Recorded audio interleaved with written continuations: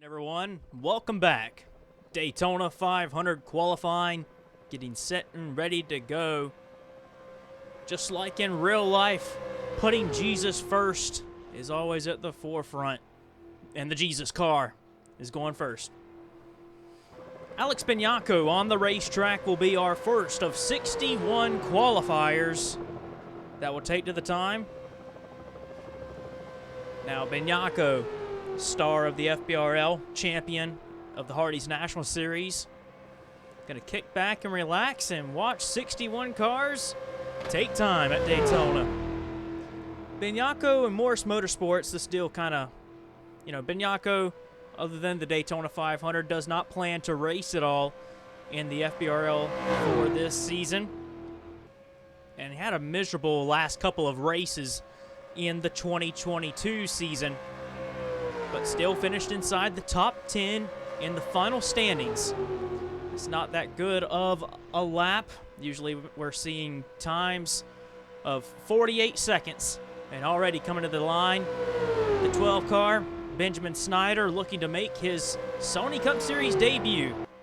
And while there's a lot of cars here that are kind of off the pace and are going to have a tall task on Thursday to try and race their way in to make the Great American Race, it's still a 125-mile race, nearly a full race distance of a regular race in the Sony Cup Series, so it doesn't hurt to come down to Daytona and give it your best. That car just sounds off the pace. Synder and this team, this is the Gunkelman Family Enterprises. These next two cars, the 12 and the 16. The 89 Racing with Jesus car will continue to be at the top of the board because this car sounds pitiful on the racetrack. This is a team straight out of Missouri. And yeah, 52, 36, 8. And Synder down here with this small team trying to make something big happen. Going to look for a fairy tale story on Thursday because that car and this team are going to really struggle to be even remotely ahead of anybody of these 61 cars out here. Ace Wylde, he's been a part-timer in the Sony Cup Series for the last handful of seasons. And, well, Wylde is still going to be racing in the Napa Truck Series full-time. He was originally going to be racing full-time for Team Velocity. That's kind of fell through. And is going to race for Monster Energy Racing in the Napa Truck Series full-time for this 2023 season. What you're seeing so far, the first 25 cars will all be go or go homers. And, well, these first 25 cars, their goal is to just be the fastest two. The goal of today is to see who's going to sit on the front row for the 27th annual Daytona 500. And you're already seeing it on your screen. The two cars highlighted in green are currently locked in to the Daytona 500 on speed. And the car in yellow we've seen, which I think that is Synder, he is no longer in the top two. So he will have to race his way in, which looks like the first three are going to be probably really slow, and it would be very surprising to see anybody that wasn't any faster than that. This is A.J. Jones, Shark House Performance, the 41 Ford. Now Jones, just like we were talking about, this team and the driver have raced in the Napa Truck Series last couple of years and trying to move up and make a Daytona 500 effort. This should be the only time that Shark House Performance is going to be, we're not sure, but the only time scheduling for Shark House Performance that they'll actually be on the racetrack in the Sony Cup Series. Jones goes to the top of the board, a second and a half faster than Benyacko. And Morris Motorsports, the 89, that is the only car so far that is a full-time entry. And this is Toby Christie for Nova Sport. So a lot of these cars are just one-offs for the Daytona 500, but one of the biggest news headlines coming in this season, it is no longer top 30 in owner points that locks you in every weekend.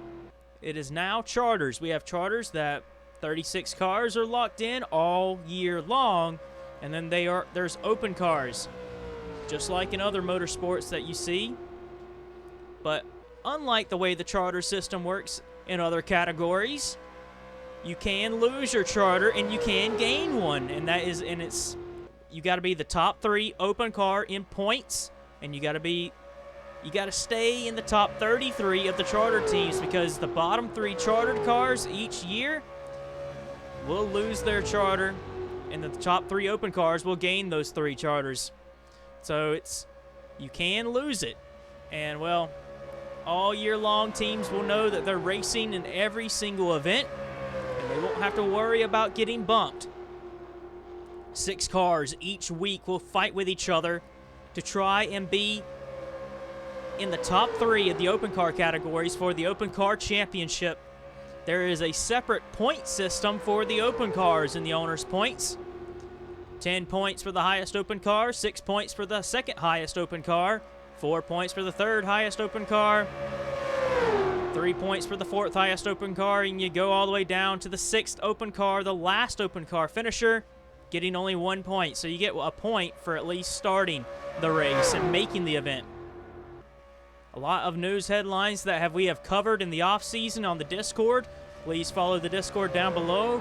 If you're looking to get involved in the Sony Cup Series and the FBRL in general, Doug Lockrow goes 7/10 faster than A.J. Jones. Toby Christie now 3rd. And Kyle Collins, this is one of the first of the fastest Gorga homers in practice. Collins racing full-time for Curtis Racing in the Hardee's National Series.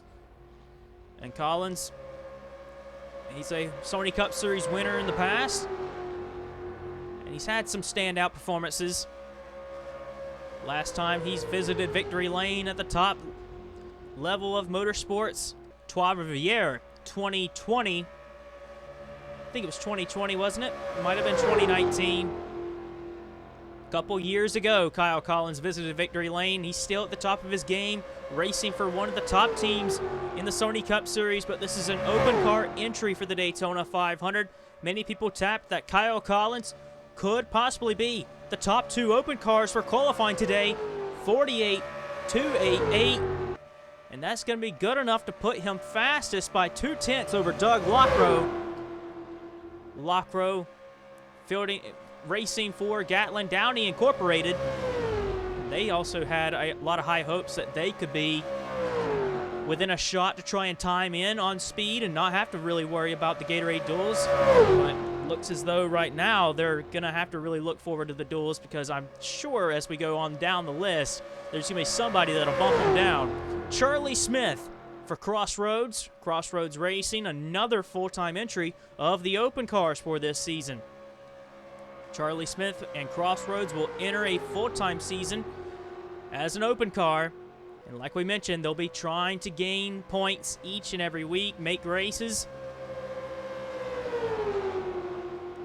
Top 3 in the open cars at the end of the season gain a charter to be locked in for the entire year. And that's exactly what Crossroads Racing is after.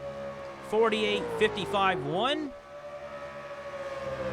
Charlie Smith puts himself 3rd on the list. You see there cars that are in green, cars in yellow, and cars in red. The cars in yellow, 6 cars leaving the Daytona 500 qualifying of the open cars will know for a fact that they have a shot of making the Daytona 500 on speed. Only 2 cars will fall back on their time trial speeds, but there is a possibility with the way 2 cars in each twin qualifying race their way in. Say if the top 4 fastest Gorga homers of today are also the 4 cars that race their way in on Thursday, then the 5th and 6th fastest qualifier from today would fall back on their time trial speeds. So that's why you see Benjamin Snyder, Ace Wylde already down there in the red, because they have no other choice but to race their way in on Thursday by being in the top 2 of the Gorga homers in their twin qualifying race. Brad Stover, Tommy Roberts Racing, they put together a part-time effort each and every year, and well, they've put together a pretty good performance in a couple of races in the last couple of seasons. Stover's actually 4th of all the cars so far, but still not the fastest 2. But currently, still in that top 6 to have an outside chance. This is Brandon Beal, who has done very well in qualifying for the Sony Cup Series. Originally, Brandon Beal was going to be a chartered car, but they ended up leasing, actually, this charter. They leased the charter to Sanders Performance Autosport. So Diego Yepes is a chartered car for this season. And Brandon Beal is going to have to try and earn a charter for this team and try and qualify into races. Top 3 open cars at the end of the year will end up being locked in next year. But they'll have a battle on their hands each and every week because making races are going to be tough to do when you're fighting against the same competitors each and every week in pre-qualifying. Brandon Beal goes to 3rd fastest of 10 cars so far. Kev Shearer, a previous Hardy's National Series champion. Benyacko Racing. We talked about it a little bit in the Sony shootout, but this team is basically CM Racing. And you can imagine basically the old 3-car from CM Racing last season when Ryan Griffin and a couple of other cars, or a couple other drivers, were piloting the 3-car. This is basically what this is. Everett Tamax ended up leaving Benyacko Racing. We'll talk about that a little later. But in the offseason, left Benyacko Racing because it was no longer CM Racing. Went over to Joseph Shrigley Racing. Well, CM Racing, this is basically what this old team is. Benyacko Racing. They were tightly aligned, and when CM folded and sold their team, Benyacko was the organization that took over. And, well, Shearer and Collins, Chevrolet at the top of the board. Their alliance still holding strong. 1st and 2nd, Collins and Shearer. Another Chevrolet on the racetrack, Carson Clevenger. This is Team Gateway for the 65 car. Clevenger going to be making his Sony Cup Series debut, or at least attempting to do that, this weekend for this Daytona 500 Speed Weeks. Now, Clevenger was actually off the pace as well, but he actually sounds like he's up to speed a lot more than the Gunkelman family cars were. Like I mentioned, though, the Daytona 500 is such a special event. You get paid to be in the twin qualifying races. It's not like you miss the race, you go home with nothing. You race in the twin qualifying races. There is a purse to race, and you always gain some experience and valuable track time. Team Gateway out here trying to do that. Clevenger currently actually a pretty good lap by Carson Clevenger for Team Gateway, just ahead of A.J. Jones, but you see he's in the red, and that means he has to race his way in on Thursday. Francois Chastain for North Border Motorsports. This team was looking to try and get a charter for this 13 car in the offseason. Didn't come to fruition, but Chastain, you know, he's raced in the Napa Truck Series in the lower categories of the FBRL, so he's been around with a couple of team owners on the grid, but just not in the Sony Cup Series. Going to be making his Sony Cup Series debut in North Border Motorsports.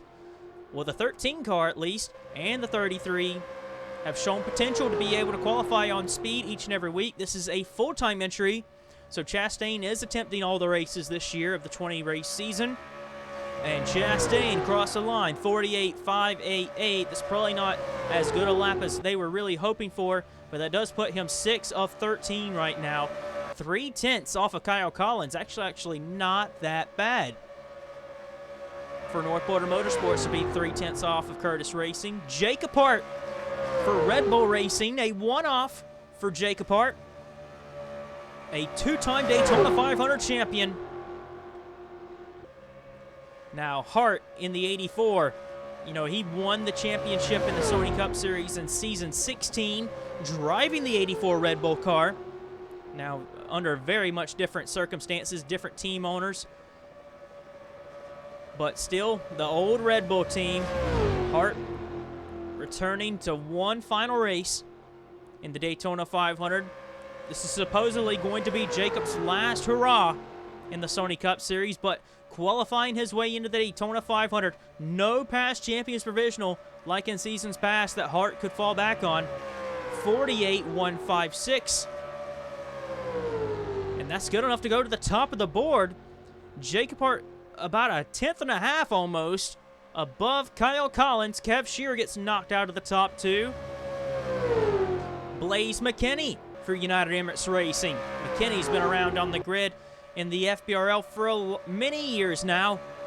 And United Emirates Racing, UER, has been slowly building their program up, continuing to have Sean Harple and James Sorfox as the two drivers over there.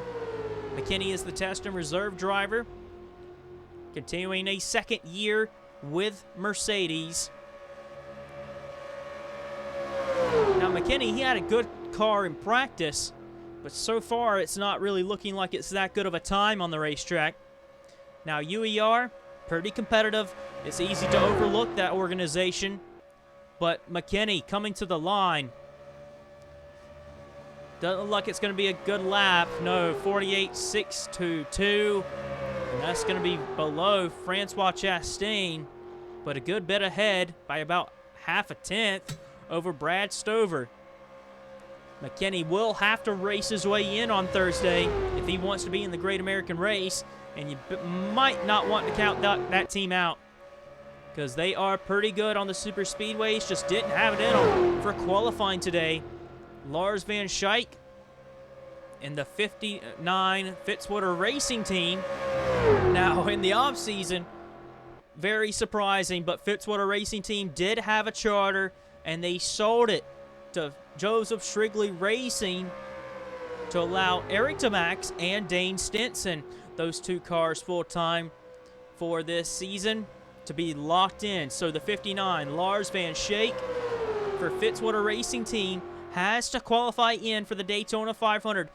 Van Schaik was looking to make his Daytona 500 debut, but has to actually race in. 48.70. That's a decent enough lap. Just a little behind Blaze McKinney. 16 cars have taken to the track. Lane Sanders, part-time effort. A couple part-time races for this 87 team. Huck Davis, RJ Bishop, Lane Sanders, all going to be piloting this 87 Spam Ford. Now Sanders, he's made a couple of Sony Cup Series starts, and probably the famous one was Martinsville last season for Jake Bassinger.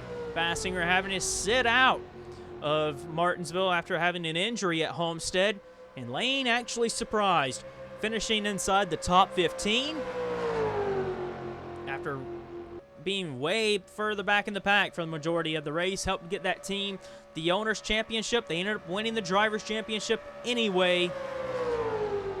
48.551. Sanders Autosport, Sanders Performance Autosport for Spa. That's a tied lap. Lane and Charlie Smith are tied for 6th on the list. And because of owner points, give the nod to Lane Sanders. Now, Crossroads Racing, this is a second car for them. Jeff James in the 711 Chevrolet. Jeff James going back down to the Hardee's National Series. He's a 10-time Sony Cup Series race winner. And, well, won the Daytona 500 in 2015. He's won a couple of times in the Sony Shootout. And James and them actually looked pretty competitive in the Sony Shootout. They were in the pack, and Crossroads Racing was there. They were not out of the draft. They were semi-competitive, and that's the kind of run that Crossroads Racing's hoping they can have in the duels. 48.45.7. And that's good enough to put Jeff James 4th on the list, about a 10th off of Shea Benyacko Racing's Kev Shearer. Puts Brandon Beal on the bubble. Jordan Fisher, this is a Martin Motorsports Mitsubishi car. First car to take to the track. That's a Mitsubishi for qualifying. Jordan Fisher, many people thought Fisher for Martin Motorsports could possibly be one of the top two for qualifying. Doesn't look like it's as fast as, you know, the Chevrolets. But Jordan Fisher, he knows how to get it done. He's a race winner. He won at Chicagoland. And he's a champion of the FBRL from last season. It's had a really tough off season for Jordan Fisher. But coming back into this year, looking to keep having his great runs like he has. And that's actually still good enough to beat Kyle Collins and the Chevrolets like I was talking about. So Fisher is in the top 2. Could have a good possibility to fall back on time trial speeds. Joshua Michaels for Little Falls Motorsports, looking to make their Sony Cup Series debut, along with the mini cars entering. A lot of the underfunded startup one-off cars have already taken to the track for the most part, but Little Falls Motorsports, another startup team looking to lay the groundworks, learn what they can learn in the 125-mile qualifying race. And Joshua Michaels in the select blinds, trying to come off the corner and get a timed lap in. Michaels, it's been a minute since he's been in the Sony Cup Series. Remember, he raced the 93 car through 2020, trying as a Gorga Homer there. So he's very familiar for what it takes to try and qualify in on speed. 49.14 for Joshua Michaels. That's a decent lap for that organization. 13th of 20 cars. Now, here's the Season 8 champion. A lot of uproar in the offseason. Perkins is back, and he's back in style. Great Lakes Motorsports has 2 cars full-time, and Perkins is an open car for this season, and he's declared an all-out war on trying to be the open car champion for this season of the full-time cars, at least. A lot of humble beginnings for these full-time open car teams. A lot of smaller organizations that are running full-time as an open entry, but it will put a lot of focus on that, on those select few that are running full-time for this season as an open car. And Perkins, probably the best person as a champion and an experienced driver. 48.235, a pretty good lap for Sean Perkins. It's good enough to put him just ahead of Jordan Fisher by 0.02 of a second faster than Jordan Fisher. And just those couple hundredths of a second is all it really takes to try and pip somebody. One position is all it takes to be in or out for the Daytona 500. Richard Johnson in the 37 car for this race weekend for Daytona 500 Speed Weeks. Johnson raced full-time in the 47 in 2021 and last season. But this year, Bobby Jones has taken over the 47 car. Richard Johnson won at Savannah Motor Speedway last season. Ended up running pretty well in 2022, all things considering. But the team has moved on with Richard Johnson. He's down with Joseph Strigley Racing in the Hardee's National Series. Johnson trying to time his way in to the Great American Race. And Richard Johnson, a blistering lap. 47.929. That is over 0.2 faster than Jacob Hart. What a timed lap. Nobody has ran that fast all speed weeks, not even in testing here at Daytona. Everyone's going to be shooting for that lap. Could be a potential pole threat from Richard Johnson as an open car. Wow, Richard Johnson put down a heck of a lap. And now Jacob Hart is the car on the bubble of the top 2 cars. Nelson Reeves, another Mitsubishi car affiliated with the Martin Motorsports team. Reeves in the 46. He's found himself with a good organization and good partners with the Mitsubishi family. Could be the future of the FBRL. A pretty sporty looking paint scheme out there. 48.48 for Reeves. Not good enough to crack the top 6. You see Johnson, Hart, Perkins, Fisher, Collins, and Shearer. 48-36-8 is the time to be in the top 6 to have a chance to even fall back on your speed going into Thursday's qualifying races.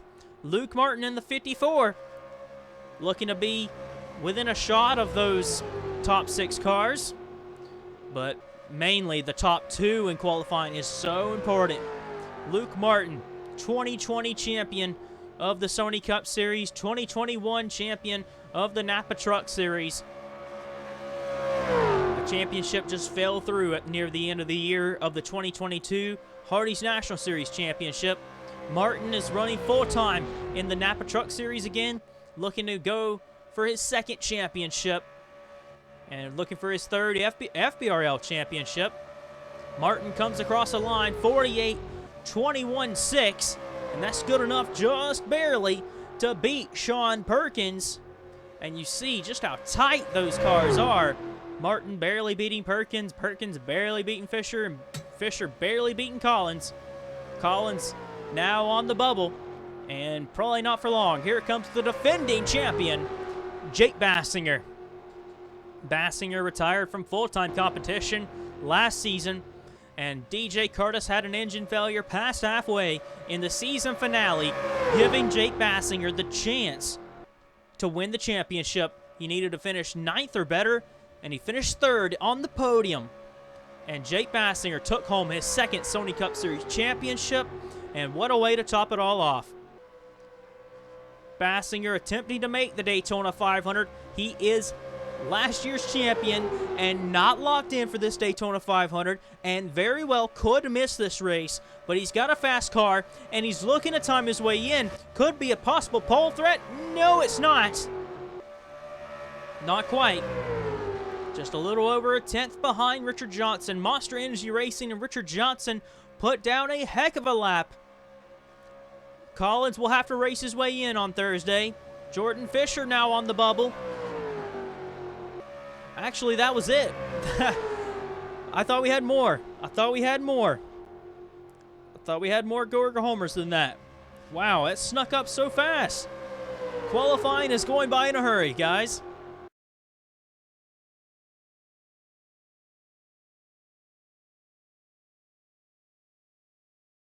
Actually changed nothing. Okay, so Jake Bassinger, Richard Johnson, we know they're going to be in the race. The 25 Gorga homers have qualified. Now it's the 36 chartered cars.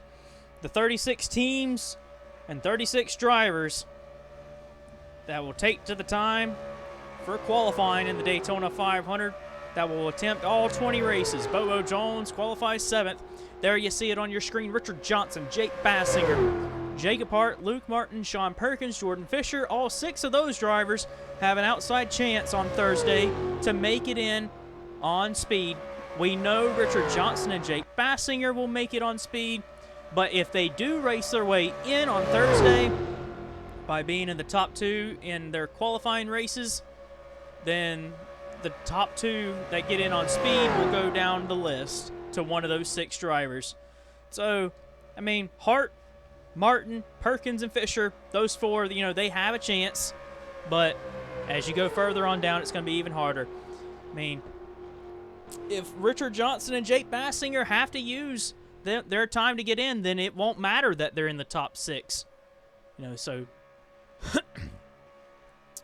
Hart, Martin, Perkins, and Fisher will be gunning for them top 2 in the qualifying races.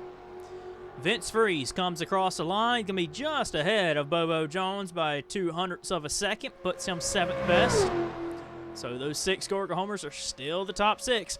Eric DeMax for Joseph Shrigley Racing really shocked the world in the offseason. CM Racing folded up, sold to Shade Benyacko Racing, and Eric DeMax decided he was not going to stay at Shade Benyacko Racing and left that team that had won the championship. That organization had won the championship a couple years ago, being rebranded as Shade Benyacko Racing. DeMax left the team. Charles Sanford, who was originally going to go to the Hardee's National Series full-time, is going to fill that void in what Eric DeMax was going to be racing there. DeMax replaces Samuel England, and England replaces Dom Capps, and Dom Capps replaces Ace Wylde, so it was a domino effect in the offseason. Eric DeMax actually not as fast as I really expected because, you know, he's aligned with Monster Energy Racing, and Richard Johnson's 2/10 up on Eric DeMax from first to third. Jesse Tunner, another season, another effort to try and win the Daytona 500. A very poor 2022 season for Jesse Tunner. He won late in the year at Rockingham, kept that streak of winning a race in every season alive, and with every race being more important this year with the top 10 in the points. I don't know if we even mentioned that yet, but top 10 in each race scores points. You can't finish 11th, 12th, 13th, and score points. No, you have to have a perfect weekend, 10th or better, to score points. And for Jesse Tunner, trying to eye up a championship once again, won the championship in dominating fashion in 2021, a very poor 2022 altogether, rallied back to get a top 5 in the point standings, winning late. This could be a big year for him as he searches for the Daytona 500 crown. As we come to the line, who is next? It is Cole Baker. Baker, that team is basically the same from last season. Cole Baker driving car 99 once again, but it's not Cybertron Motorsports he's driving for. It is Flipside Motorsports. Flipside Motorsports and Cybertron Motorsports continuing their partnership, and it's going to be even more tightly aligned. Baker teammates with Will Goss. That is going to be a really interesting driver combo to watch through this season. You know, Will Goss, when he raced in the Napa Truck Series, he was so good there. Cole Baker, you know, he's a pole winner from one of his first starts in the Cup Series when it was Yamp Motorsports back in the day. And, well, Baker's got a lot of talent as well. Struggled last season, but here this season, Cole Baker, affiliated teammates with DJ Curtis and Zayden Davidson, Flipside Motorsports second year. Baker and Goss will look to do good things for Flipside, which that team is actually feeling positive about their efforts this year. Allison Liera, Fisher Motorsports, continues to do great things in the Hardee's National Series, but in the Sony Cup Series, they have struggled the last 2 years. It wasn't but 2 seasons ago, Zachary Fitzwater at Road Atlanta was leading, dominating, and would have won the race had he not been penalized, crossing the line first for over-aggressive driving. And, well, the 22 car has been drove by Zachary Fitzwater for many seasons now at Fisher Motorsports, and now it's Allison Liera. Liera, formerly known as Allison Rain, and Johnny Gardner. Liera, very mixed results in the Sony Cup Series, never in a top ride, and a few years ago I'd say this is a pretty good ride, but they're trying to rebuild something. And Allison Liera moved from Fitzwater Racing Team, in which that team's still aligned together with Fisher Motorsports, as Liera times relatively closely to affiliate teammate Lars Van Schaik. Liera and Schaik, the 22 and 59 car, they could have something good go for them this year, but would be lying if I said that they have a lot of work to do to try and find more speed. Cal Farrell only raced a part-time schedule last season for Great Lakes Motorsports, was a Red Bull driver. He is still a Red Bull driver, and Red Bull allowed him to go and race full-time in the Sony Cup Series after a terrific effort to try and get Great Lakes Motorsports a charter from last season. Almost got it, but just didn't have the results to do it. But Farrell did very well in his Cup tenure for his part-time results. And Cal Farrell, first full-time driver for North Border Motorsports in their career. Been on the grid since 2020. And Farrell could be a surprise. 12th fastest so far, just ahead of Cole Baker. Keeping that partnership alive with Rodriguez Racing. Now here comes a possible pole contender, Dejon Weeks. The new point system handed out for the Drivers' Championship means every point is going to matter. Dejon Weeks won the most races last season, and if the point system this year was in place last year, we would have had a four-way title fight heading into the finale. But 3 drivers would have been separated at the top of the point sheet by 1 point. Weeks, Schwallenberg, and Bassinger, they all would have fared very well in the system, but this is a brand new year, and they were not racing under that format. This year, it is going to mean a lot. Every point will matter, and Weeks hoping to try and fight for the championship once again, but also trying to win the Daytona 500 championship. Weeks not as fast as his teammate, just a little slower than Eric DeMax. Weeks is 6th fastest. Mitchell Collins moves over to Allen Family Racing Team. This was a pretty interesting signing, would I say. I mean, Allen Family Racing Team, they kind of have to rebuild something. They've struggled last year. They really took a dip. And, well, losing Ryan Griffin at the end of the 2021 season was kind of a hard one to swallow. Or actually, the 2020 season. And ever since then, they've been really struggling. Chris Dodd and John Art, they had a rough year last year. Look at the back of that car. Can't quite see it from here, but it says top 10 kids eat free at Zaxby's.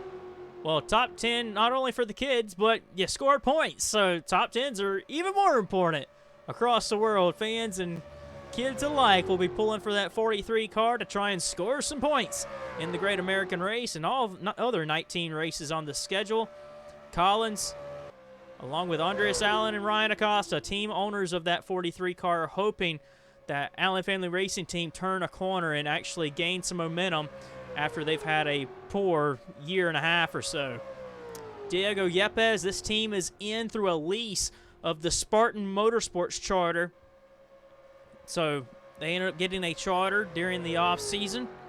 And Spa, as we know it, Diego Yepes, very talented driver in the FBRL.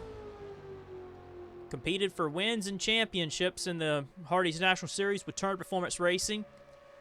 Now, this is kind of the umbrella car, like sister car to Turn Performance Racing. So getting some assistance from Turn Performance Racing.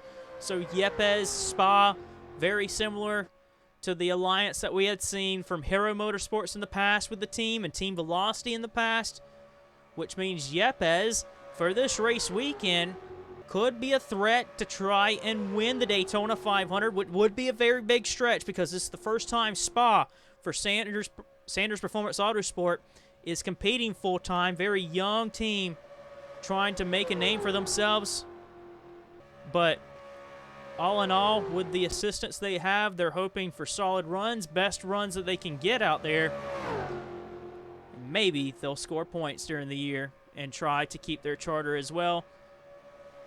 Dom Caps, we talked about that domino effect that Eric DeMax put on everyone in the offseason for the silly season market. Caps, I think, ended up at the right place. You know, he was going to be in a pretty good car at Red Bull Racing, but now tapped and really spoken on as the lead driver for Mitsubishi. The fact that Dom Caps didn't come back with Martin Motorsports in the 15 car was very surprising. They went with a young driver. I think Mitsubishi was missing a experienced driver to try and lead that team. And Caps goes 3rd fastest. A really good run for Dom Caps. And Team Velocity, we've talked about how excited they are about the upcoming season. They could go out and win races, and they're hoping that not only just that, maybe a slim chance to win, but they'll score top 10s and be competitive. Dylan Schwallenberg in the team. The last couple of seasons, 2021, 2022, has fought for wins and championships, and I don't see why he wouldn't do the same this year. Schwallenberg coming off a win in the Sony shootout, forever stapling himself in the Sony shootout here at Daytona. But Schwallenberg, runner-up to Eric DeMax back in 2020 for the Daytona 500, wants to finally get the Daytona 500 crown, win the Daytona 500, and win the Sony Cup Series championship. This could be a big year for Schwellenberg. Each and every year he's been in that 10 car, he has been a threat to win any race and also fight for the title. Wouldn't expect that to change this year. Fourth fastest just behind Dom Capps. Car 88, Hannah Allen is on the racetrack for Breeding Enterprises. And Breeding Enterprises talked about that new point system.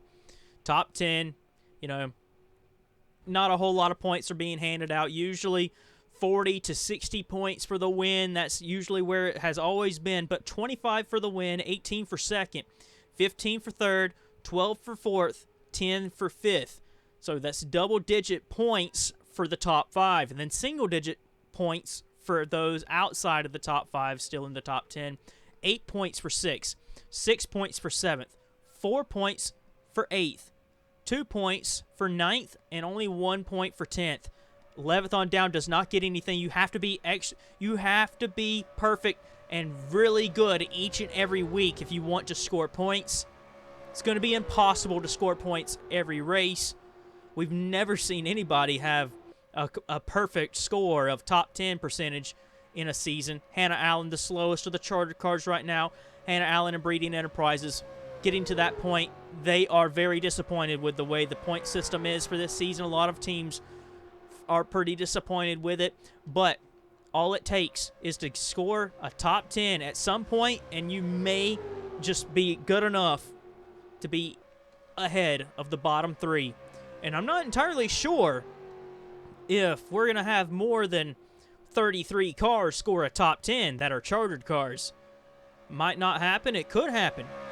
Maybe all 36 cars score a top 10 at some point, but it's going to be mighty important, especially if you don't score a point. Your best finish will be important.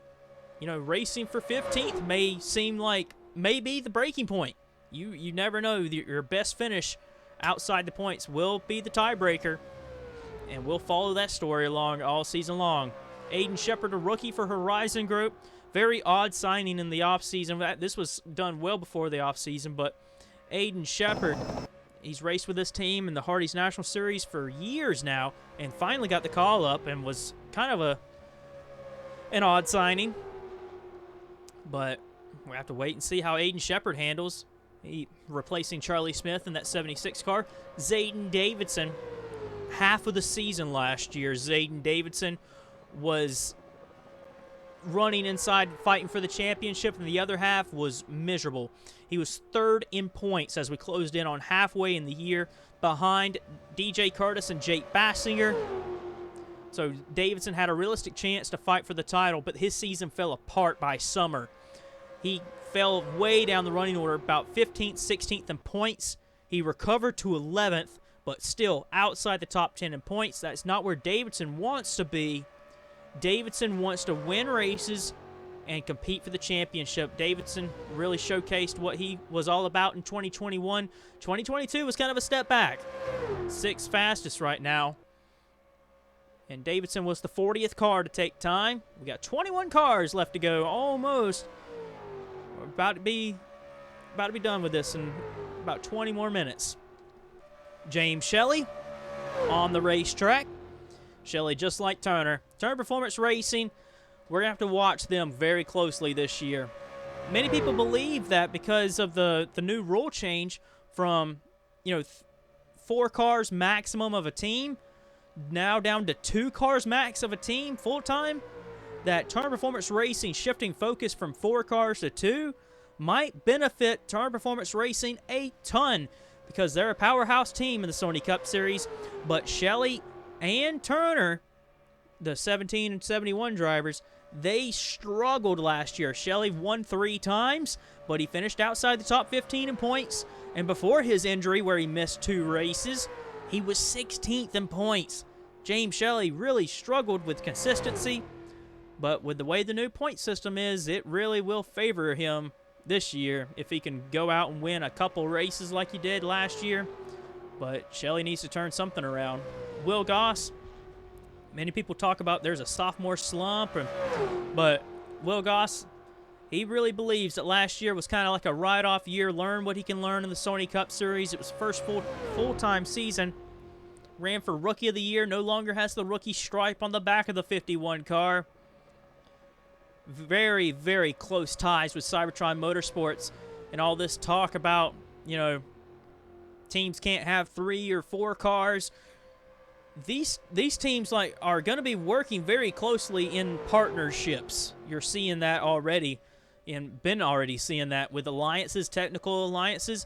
Flipside Motorsports is that with Cybertron Motorsports, and I have no reason to believe the 51 and 99, these young drivers, Goss and Baker, very close on the timesheet together, they will surprise, I believe.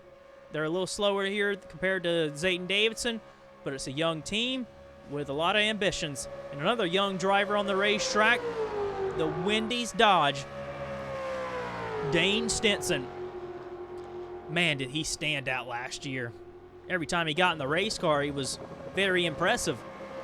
Qualified inside the top 10 at Bristol, ended up getting involved in a wreck, not of his own doing.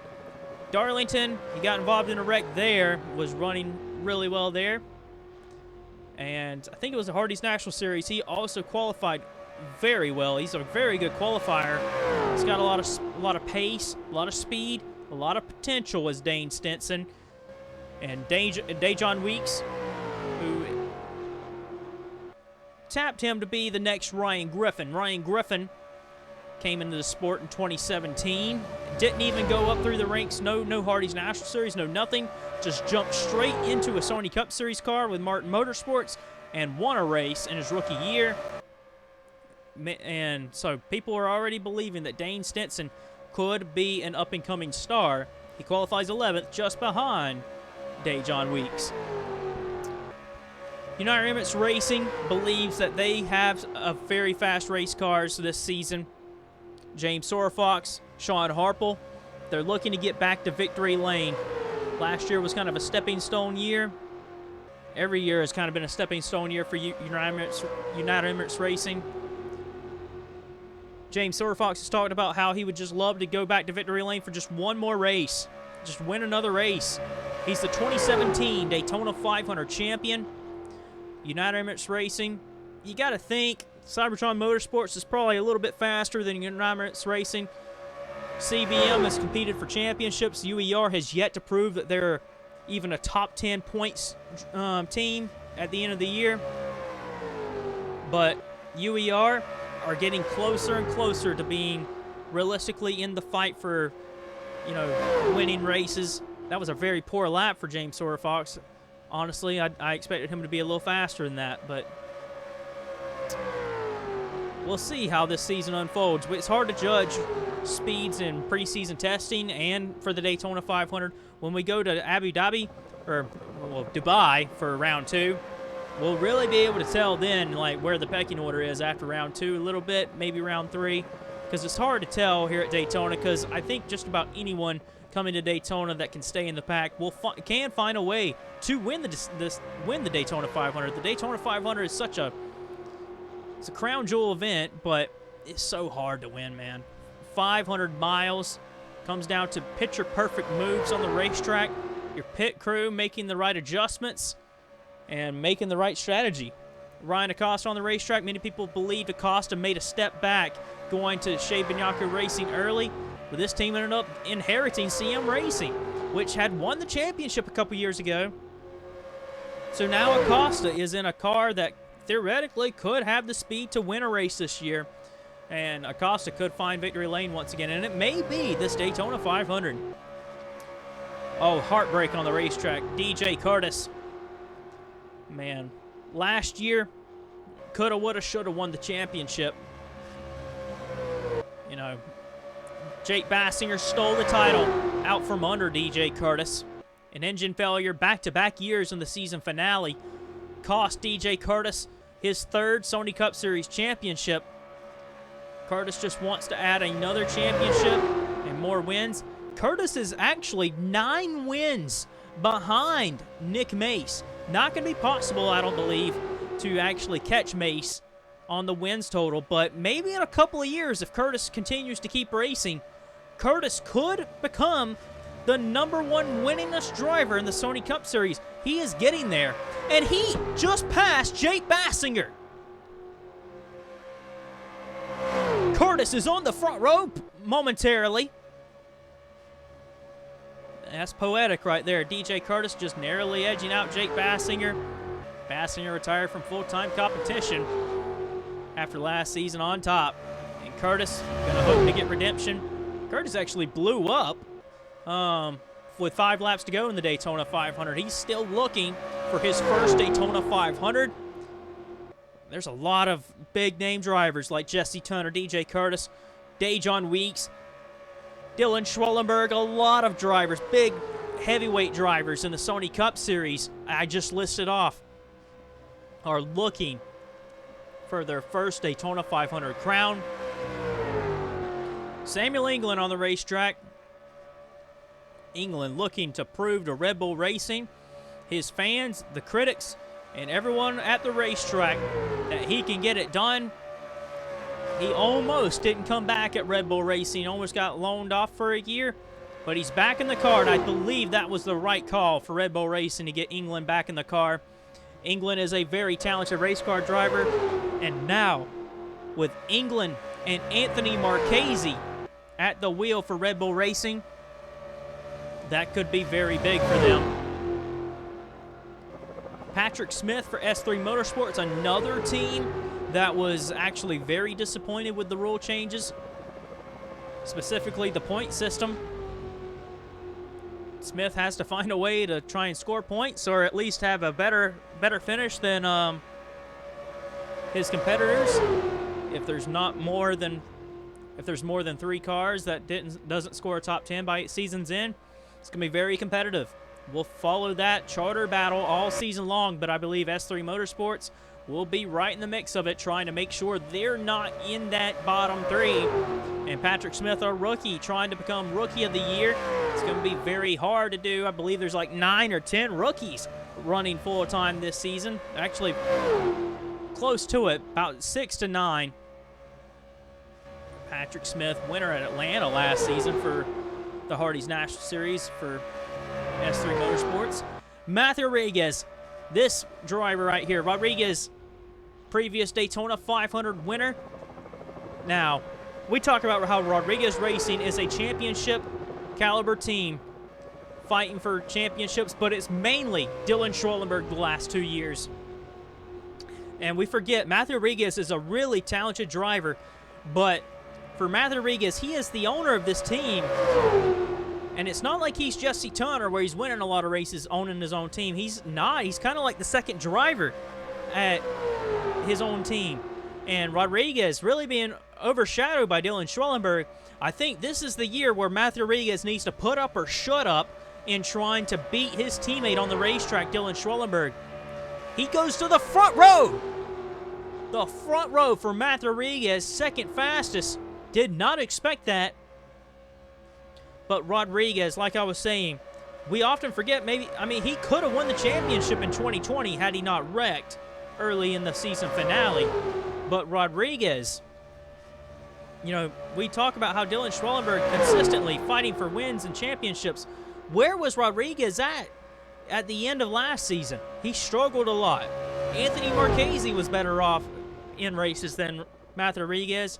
And Matthew Rodriguez desperately needs to come into this season, forget about what had happened in the last 2 years, and try and fight for wins and championships. Rodriguez really needs to get his confidence back. Peter Onjak for Team Velocity coming to finish his lap. Man, he had a good year. Rookie of the Year from last season. Top 5 at Talladega. Really good restrictor plate racer. 48.37.4. And Onjak finished in actually, I thought he might have finished in the top 5, but I think he finished 6th at Martinsville. Had a good run there, too. Peter Onjak leaning on Dom Capson team a little bit in preseason testing. Really slow lap compared to his teammate. But Onjak could end up being very good this year in his sophomore season. We'll have to wait and see. Sean Harple, just like James Sorfox, is hoping that this is going to be the year where that team makes another step forward.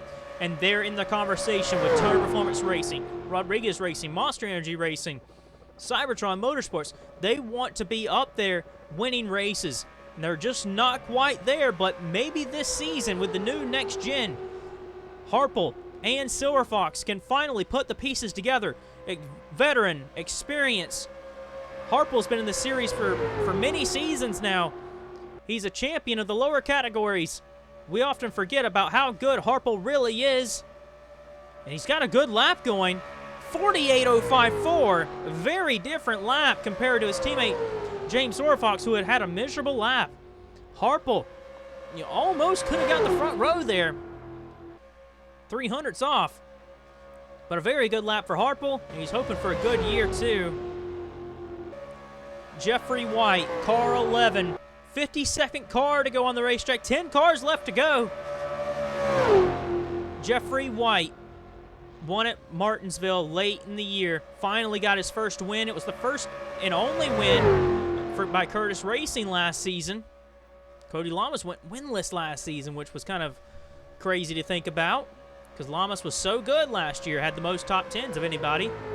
But Jeffrey White, with how good of a lineup they have in the Hardee's National Series, they have Kyle Collins, they have Jeff James, and they have Corey Williams, which Corey Williams won't race Sony Cup Series full-time, I don't believe. After this long, Corey Williams is running for Hardee's National Series, staying there.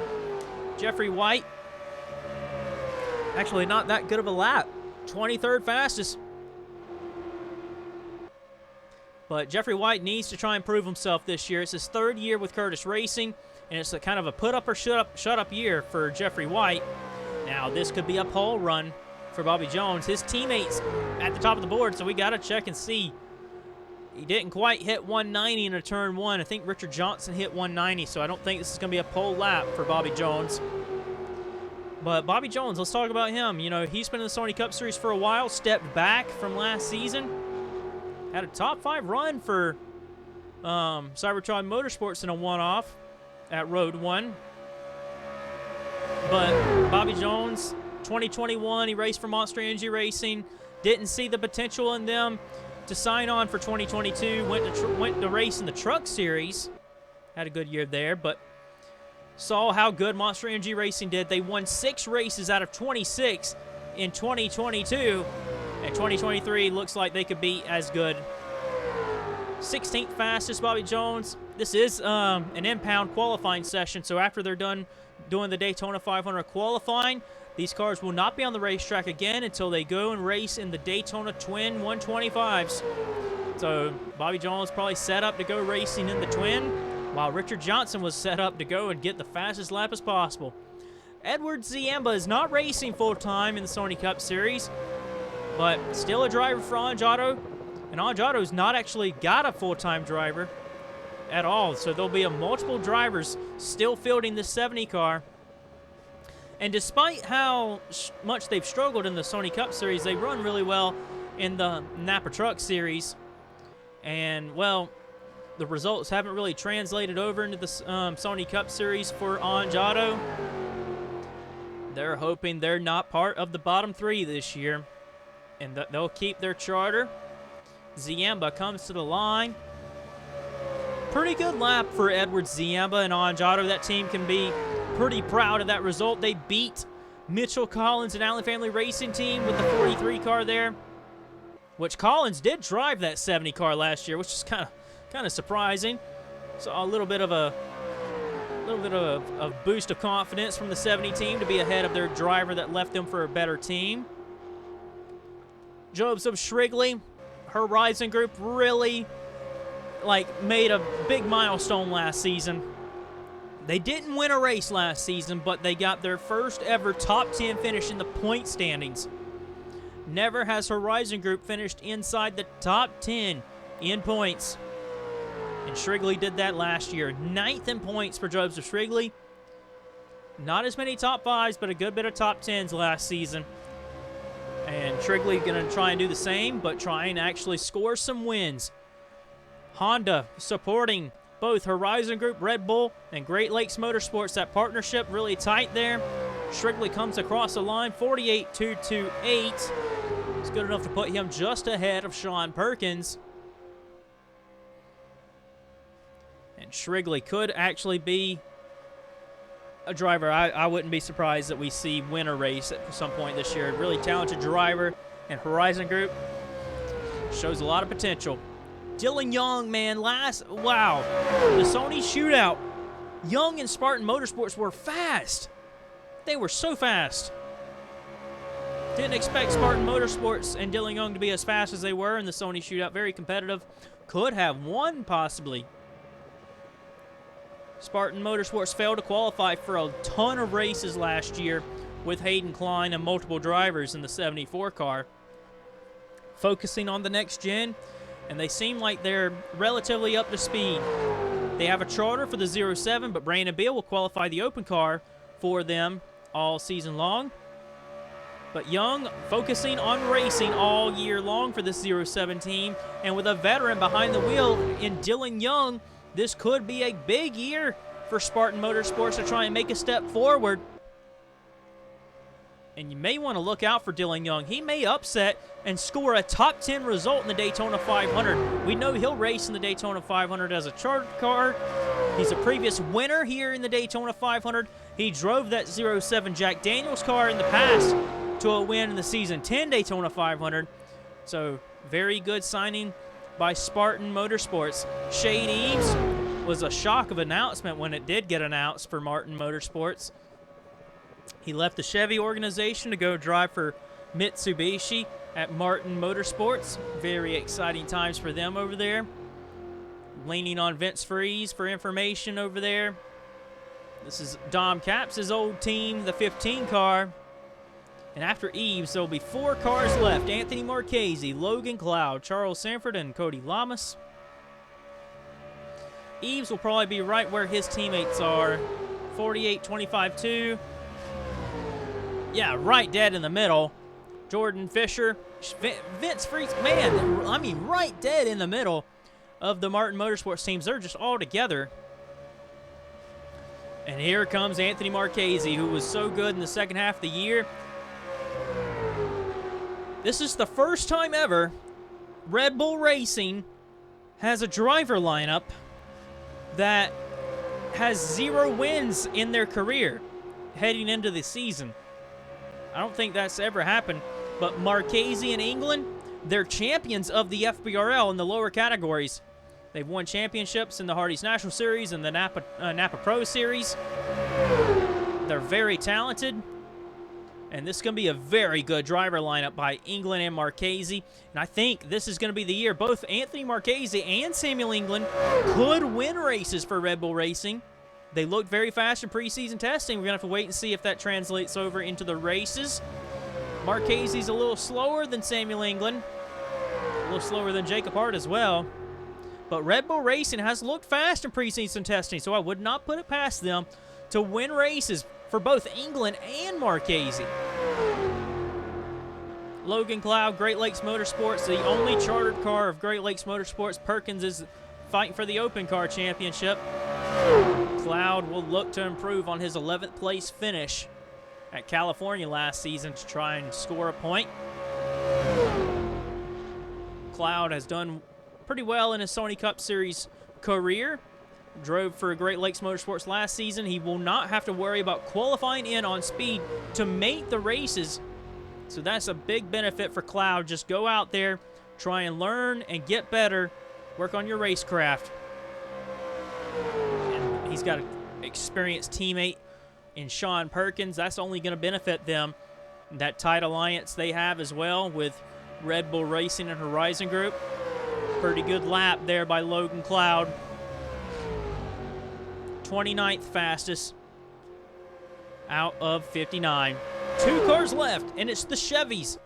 Charles Sanford, who I thought was going to go trophy hunting in the Hardee's National Series, ends up in the Sony Cup Series driving the same car that won the championship 3 years ago. 3 years ago, Luke Martin drove this car to a championship. Eric DeMax was supposed to drive this car, but ended up having different ideas. And Charles Sanford, he could actually be a threat to win a race at some point this year. Very fast team from last season.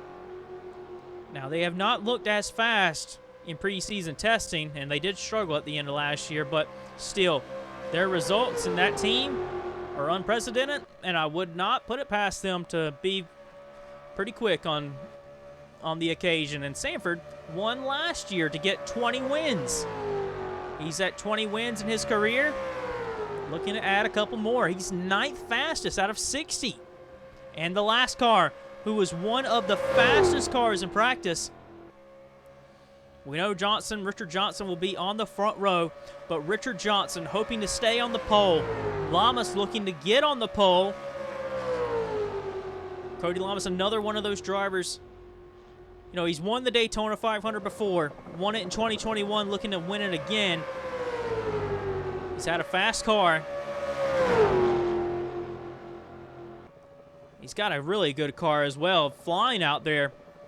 Cody Lamas had as many top 10s as the series champion last year, just not a whole lot of top 5s.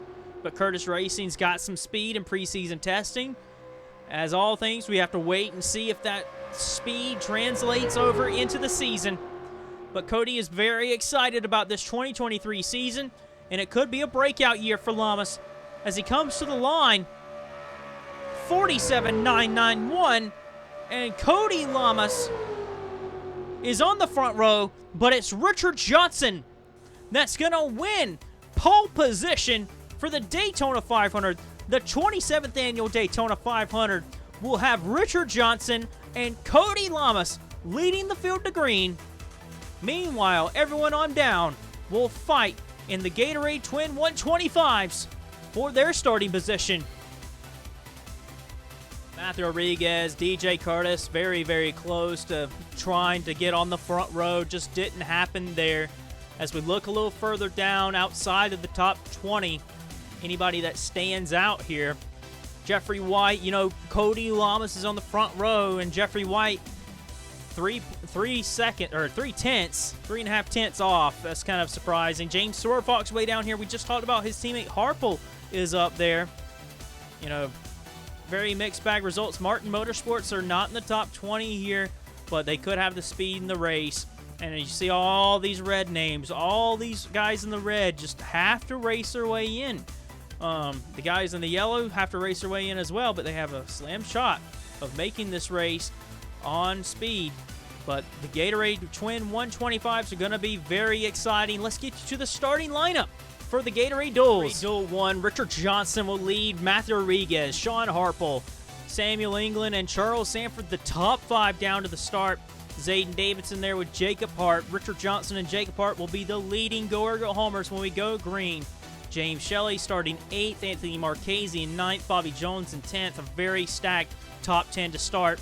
Sean Perkins also has a chance to make it in on speed, but he's outside the top 2 when they go green in the duels. Same with Kyle Collins. You see him in a dark orange. Everyone in the dark orange. You'll see our go-ergo homers that have no chance of making the race other than being the top 2 go-ergo homers in their duel. You see Jeffrey White there, Logan Cloud, James Sorfox. Really poor result for Sorfox on Jack. And then there's Dylan Young there. Some guys, so as we scroll down a little further here, Doug Lockrow could have won the Daytona 500 in 2019. He's got to qualify in on speed here, or race his way in.